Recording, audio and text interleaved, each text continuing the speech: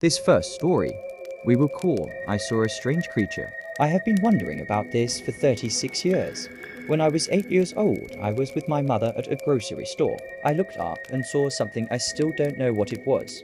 The creature was my height or a little bit shorter, white brown, rough skin, and the head was more than a quarter of the body. Very broad figure, a bit human looking, but definitely not a human. It was dressed in human winter clothes in bluish colors. The face was huge with a very big mouth, darkened in a sort of grumpy expression. I didn't know what I saw, so I looked up 5 times to see if what I saw was real. I remember that because I was very scared of the number 5 for a long time after. Same with the color blue, because the creature was wearing clothes in different shades of blue. My mother didn't seem to notice anything unusual and got a bit annoyed with me because I suddenly started behaving weird. She was tired and a bit stressed and just wanted to get home. Didn't say anything to her because I usually kept my problems to myself. I have been Googling this many times to figure out what I actually saw, without any result. I have never seen any strange things after that. What do you think I saw that time a long time ago? This next story, we will call the woman in the Hawaiian shirt. When I was 5, I saw this woman in my bedroom. It was the most vivid thing I had ever seen. I remember it so well till this day. It's been almost 20 years and this still bothers me. She was wearing a Hawaiian shirt and was telling me to shush because I was screaming. I closed my eyes and opened them and she was still there. My mom ran into my room and when she turned the light on, she disappeared. Going in that room still gives me extremely unsettling vibes. This happened maybe a year after my dad unexpectedly died. My dad also used to wear Halloween shirts, like the ghost lady. I've always kinda wrote it off as my mind playing tricks on me. I don't understand how my brain could have created such a vivid picture, and it stayed there even after closing and opening my eyes. This next story we'll call The Zombie Boy. When I was around 10 or 12, I was at a friend's house. He asked me if I wanted to see something weird. Of course I did. So he walked me into his little brother's bedroom. His little brother was probably 7 or 8 at the time, about 4 years younger than us. He was sleeping on his back and my friend grabbed the bottom of the mattress and shook it around a little bit. He then stepped back and about 5 seconds later his brother rose up to a sitting position and then smashed his head back onto the pillow. He did this repeatedly for about 2 full minutes over and over rapidly. After it stopped, some time went by and he shook the bed again and the same thing happened. Kid's eyes were wide open. He just sat straight up like a zombie, then slammed his head back onto the bed. It worked every time he shook the bed. I still have no idea what causes that.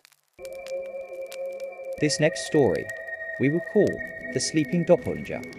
I got a creepy core memory. When I was 6 to 7, I used to sleep in the couch because the apartment we lived in was really creepy. I woke up, went to the bathroom, and on my way back to the couch, I noticed there's someone laying right where I was. And as I got closer, I realized it was me. My MMS room bawling because I got so scared. Felt worse than seeing an actual ghost. This was about 35 to 40 years, and it feels like an actual memory and not a dream. My mother does remember that vaguely. This incident has stuck with me all my life. This next story, we will call The Cloud Clown. I used to think I was the only one, but recently caught a glimpse of part of the same cloud image. I saw way back in late 1994, from short twin towers on the east side of SeaTac Airport, looking west. What I saw was absolutely formed on purpose without a doubt. A 5-mile high cloud image of a jester or joker in such detail that nothing was left wanting. Nothing was out of place, as if it was projected there. I watched for the next 30 minutes as the clouds moved south, and this shape eventually faded into random shapes. If I had to guess, I'd say it began at 300 and extended up to 8,000 or more. The shape was not just quite vertical, but seemed to have 3-dimensional features. This was around noon maybe. I've often wondered what it was. Maybe it's not so difficult a thing to create if you have the right tools. Maybe from space or using Earth somehow. I know about cloudbusters, so maybe that was how it was done, by erasing edges. But still, that would not explain the fantastically detailed 3D topography of this thing. If I had to guess, Elle would guess it was alive. So, too bad I had no camera at the time. Smartphones did not exist yet in 1994. I was on the job, so it wasn't like I could grab a disposable camera at the nearest convenience store. Anyone else ever see the jester? I'd love to hear your stories, only if they rate true, of course. This next short experience we will title The Transparent Dog. My 10-year-old daughter and I were watching TV and our dog was sleeping on the floor to the left. On our right, we both saw a transparent version of him running down the stairs. My daughter looked at me and I asked her what she saw. It was the same thing I saw, so I know I didn't imagine it. This experience I find fascinating as the dog was still alive when this happened, so it couldn't have been a ghost in the traditional sense. So this raises many questions. Perhaps they saw a parallel universe version of this dog. Or maybe this was some sort of strange optical illusion. This next experience we will title the Elvira Halloween Marathon. For some context, the Elvira Halloween Movie Marathon refers to a series of horror movie marathons hosted by the iconic character Elvira, Mistress of Dark. These marathons typically aired on television, particularly on local Los Angeles stations. During the 1980s and 1990s, Elvira, played by Cassandra Peterson, would introduce and comment on a selection of horror movies, often with her signature blend of campy humor, witty one-liners, and seductive charm. The marathons usually featured a mix of classic horror films, B-movies, and cult favorites. Some of the movies that might have been featured during an Elvira Halloween movie marathon include classic horror films like Frankenstein, 1931, Dracula, 1931, and The Mummy, 1932. B-movies and cult classics like The Tingler, 1959. Hammer horror films like The Horror of Dracula, 1958, and The Curse of Frankenstein, 1957. Now that I've given some context, the story goes as follows. I talked to Elvira through the television when I was a kid. She was hosting a Halloween movie marathon, and I was seated Indian style in front of grandparents' bedroom TV by myself. It was brief, and all I remember from our interaction was that I was confirming she could indeed hear me, and that she was actually talking to me. I knew no one would ever believe me. I'm intrigued by this story, but I do have some reservations. It's possible that she was pretending to interact with the audience at one point, and the apparent response to the person telling the story through the TV could be a coincidence. Still, the story is still incredibly fascinating. This next story we will call The Glowing Wolf. Here it goes. Not me, but both my brothers around age 3 had this experience and still remember it now as adults. They slept in the same room, and one night the younger one feels like he is being watched, so he looks at the bedroom door, which is cracked open, and sees what he described as a huge green, glowing wolf with drool coming out of its mouth, looking at him through the doorway. It doesn't move, but it doesn't leave either. He wakes our other brother up and says, "Do you see that?" He agrees that he does, and they try shining their toy flashlight at it. It disappears in the light. They get up and turn the room light on, looking out into the hallway. Nothing there, so they turn off the lights again, and there it is, looking at them. It turns around and paces down the hallway, but returns after a moment. This repeats several times with shining the light or turning the light on to make it disappear, but it's still being there and looking at them, and pacing away briefly before returning. They say they felt like it wanted them to follow it, but they did not leave the room.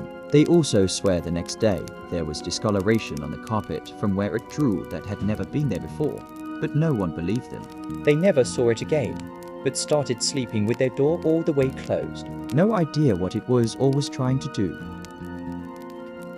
This next story we will call That 70s Show.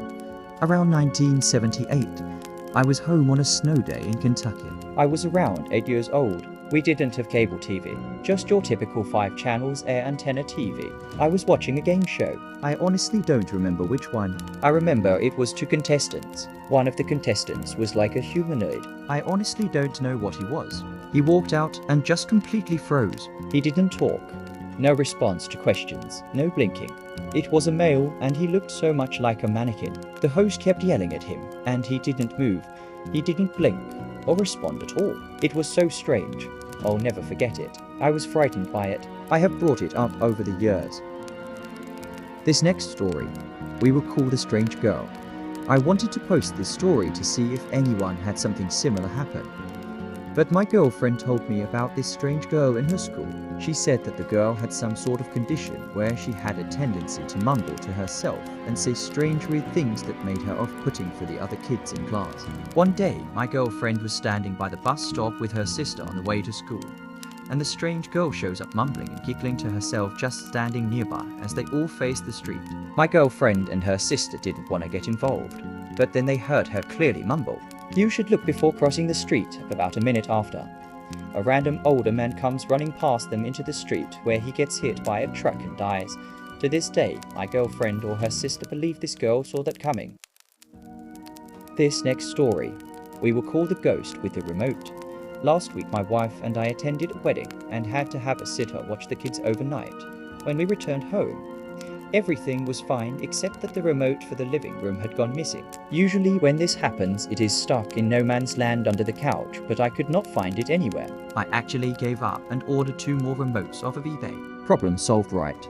So last night, right before I got up to go to bed, my son came out of his room and asked if he could sleep with his mum, so I told him yes, and got the couch ready to sleep on. While I was asleep, I had the first dream of my deceased brother since he passed in 2011. In the dream, he was holding my remote in his hand and saying he was sorry for making me spend money. He knows I don't like to waste on things I didn't need, and that he would put the remote back where it usually is. The first thing I did when I woke up this morning was to check the spot that he told me in the dream, and it was there. I had checked that spot at least once a day since it went missing. Thanks, Jeff. I'll return those new remotes as soon as they arrive. This next strange encounter we will call the Houston Rat Man. I had an absolutely bizarre experience at a Texans football game, and I just need to share it with you all to see if anyone else has ever encountered anything like this. Last fall, I was at NRG Stadium in Houston, Texas when nature called and I headed to the bathroom. Now, here's where it gets weird. I'm at the urinal, and out of the corner of my eye, I spot this guy in a hoodie, but that's not the freaky part. He had this seriously strange nose that was kind of flaring. ANF, he was chewing on his own finger. The guy looked just like a rat. I was so creeped out that I could barely move. He had this intense gaze locked on me, and then he put his finger up to his lips like he was telling me to be quiet, and walked away. In that moment, I felt the most genuine fear I've ever felt, like the kind that sticks with you. No one else was in the bathroom. Has anyone else ever encountered something like this at an RG stadium? Maybe not exactly at a football game, but just seeing someone or something that made you question reality. It's been bothering me ever since it happened, and I'm hoping I'm not alone in this. This next story we'll call The Nutcracker. I used to have a collection of nutcrackers on a shelf in my room as a child. One of them had these simple painted-on eyes that scared me and would seem to be looking at you wherever you were in the room. They were not inverted or engraved in, just drawn or painted. For a while, it would bother me while doing homework, and it just gave me a bad feeling. The other nutcrackers did not. One night, I couldn't sleep and was just really bothered by it staring at me. So I got up, climbed onto my dresser underneath it, using a pulled-out drawer as an uncomfortable step, and turned the nutcracker around, climbed down and went to sleep. The next morning, it was faced back the way it had been. I asked my dad if he turned it around when he came in to wake me up, and he said he did not. He just kind of laughed and said I must have been dreaming when I explained. Realistically, that's probably the only explanation, and I should forget it. But I had never had a dream like that before or since. And not long after this incident, I had my folks take them down. This next short story we will call Bob the Dog. I work at a dog groomer's, and it isn't uncommon for me to be in a room full of barking dogs. We had this one dog named Bob who was absolutely off the wall still, just barking non-stop the whole time he was with us. The same tone of bark, same duration apart, just the kind of barking that wears on your sanity if exposed to it for too long. Anyway, this dog is barking and the business phone rings. Normal. I answer the phone and it's a robotic voice saying, "Hello, this is Bob." "This is Bob. I am Bob," over and over again. It sounds like a broken telemarket recording, but I just found it really odd that in the background, I hear the incessant barking of Bob the dog. The number called twice while the dog was with us and hasn't happened since he left. I don't know what this means, just wanted to share. While this may have just been a prank, the idea that this person may have been hearing this dog's conscienceless through phone waves somehow is very fascinating. This next story we'll call The Singing Swinging Woman. My friends and I were sat in a park at around 11 last night.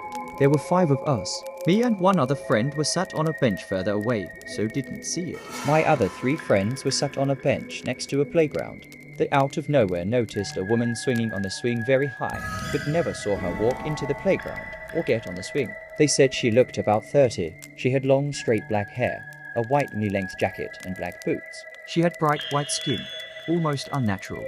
She was singing a la-la tune and suddenly turned her head to look them in the eyes, and she looked like she had no face. They got scared and got up, and when they looked again, she wasn't staring anymore. They got up and ran over to me and my friend and told us we have to leave right now. As we were walking out, I glanced over for a second, saw her swinging and got scared, so looked away. We walked out of the park and went home. I should mention we were in the playground before this, and my friends noticed a weird gas smell, so we got scared and evacuated. After we left the park, we went to a library and sat on the benches outside. There were 5 lights and one of them in the middle was flickering. I also lost one of my earrings just after she appeared. Is there an urban legend for this? When I looked up women swinging and singing, late at night, I can't find anything. The park used to be an extension of a graveyard that is still up the road, and there is a history of skulls being found in the area. Is this a ghost or a mentally unstable person? Someone help. My friends and I are so freaked out. This is the weirdest thing that has ever happened to us. Thank you all for watching this video. Please subscribe for more content like this in the future. A link to donate to help support the channel is in the description. Until next time, the Alley Ghost